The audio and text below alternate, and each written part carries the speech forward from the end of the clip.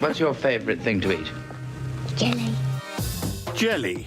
For most of us, the sight of the wobbly stuff triggers fond memories of childhood desserts, coming in a variety of colours and flavours. Jelly has a taste and texture that defined many of our childhoods.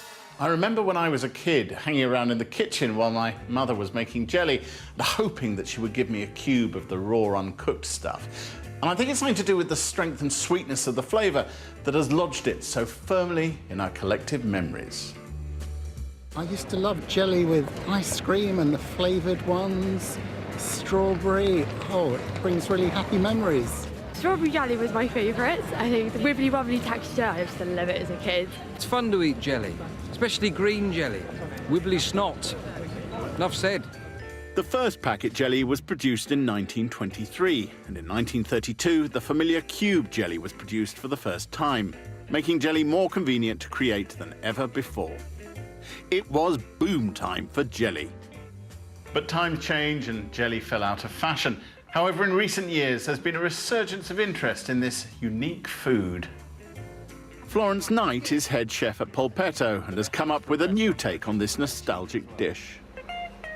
Florence kindly showed me how she creates her modern jelly. An important part of it is this sheet gelatin, the equivalent of the jelly cubes my mum used.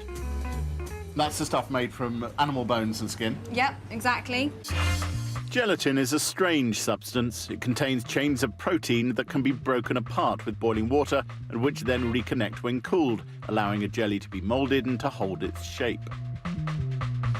So this is just the blackberry liquid poached with some sloe gin in and the sugar, all nice and warm. This is squeeze out all the liquid, add in your gelatine, and it will just dissolve. Give it a little... And it will simply dissolve in there? Yeah. I'm making jelly.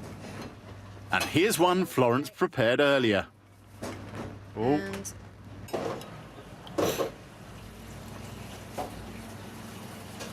Oh, that really is that memory of childhood, the slipperiness and the burst of fruit. And then there's the kick of the gin. It's quite strong, the gin. Well, I think I better just check. But that's not the only way in which jelly is evolving. There are a couple of new boys on the block who are completely changing the way in which we think about how this dish should look. Bompus and Pa use state-of-the-art computer-aided design to create their startling-looking jellies. Harry worked out that using the sorts of things he'd been taught as part of his architectural training, we could design and make our own jelly moulds. I started off with the hardest mould, which was to recreate St. Paul's Cathedral, and I managed just about to do it. So from then on in, it was plain sailing. And this is where we really started, doing jellies for a living from. So I challenged the guys to make me a fancy jelly. It's time for the grand unveiling. OK. That's it. So I've kind of positioned it where I want it on the plate, but just wetting it and shaking it. And there we go. And that is... It's Buckingham Palace and beautiful orange and camelings jelly. Jelly may not look the same or frankly taste the same as it did when I was a child, but either way, I'm delighted to see it making such a spirited comeback.